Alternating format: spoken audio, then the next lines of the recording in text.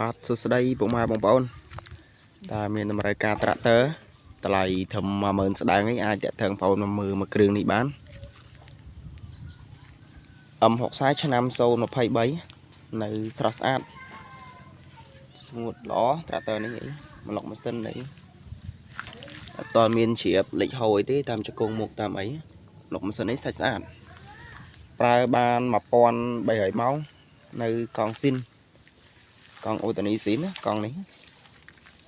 ផ្នែកខាងក្រោយអីក៏ស្ងួតល្អដែរនេះប្រភេទផាល់7ពុកម៉ែបងប្អូនគាត់ផាល់7តម្លៃតែ10000ស្ដើងនេះស្អាតណាមួយគ្រឿងនេះពុកម៉ែបងប្អូនមានថវិកាត្រឹម10000ស្ដើងនេះអាចតាក់ទងបងប្អូនមកមើលមួយគ្រឿងនេះបានតាមបាត់ក្រមអីស្ងួតល្អតាក់ទើសាច់ម៉ាស៊ីនអីជង្គង់អត់តមានជ្រាបលេចហូរអីទេតម្លៃក៏ធូរសមរម្យដែរមានមួយឈុតស្រែបាទពុកម៉ែបងប្អូនកំពុងតែត្រូវការត្រាក់ទ័រភ្ជួរដីអីធ្វើស្រែចម្ការអាចតាក់ទងបងប្អូនមកមើលមួយគ្រឿងនេះបានប្រើប្រាស់បាន1300ម៉ោងអញ្ចឹងពុកម៉ែបងប្អូន